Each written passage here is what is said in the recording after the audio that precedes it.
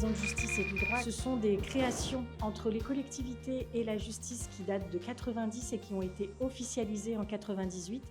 et qui aujourd'hui sont quasi indispensables dans le maillage territorial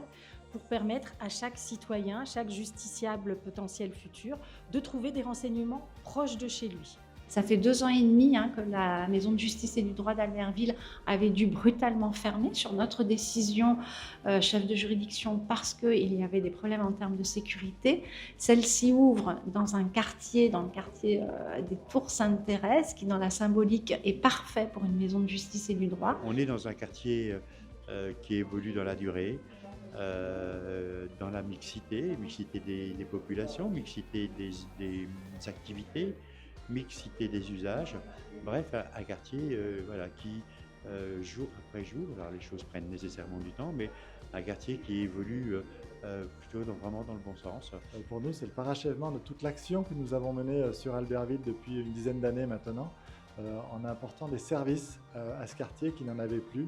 depuis trop longtemps. Donc on a le campus des métiers de la montagne, on a la Halle Olympique qui s'est améliorée, qui s'est agrandie il y a une dizaine d'années aujourd'hui. On a l'école du Val-des-Roses, aujourd'hui l'épicerie sociale qui est juste à côté. Donc tous ces services qui sont apportés au cœur du quartier permettront à ce quartier d'avoir une plus grande visibilité et une meilleure acceptation par l'ensemble des habitants. En 2023, il y a eu 1 400 000 personnes qui sont venues dans les maisons de justice et du droit,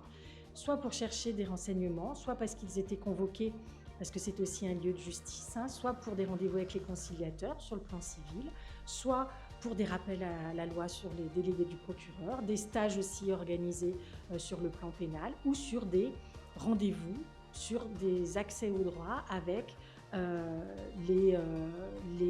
barreau qui tient, les avocats qui tiennent des permanences gratuites et également des permanences avec les notaires, les associations tutélaires, le défenseur des droits.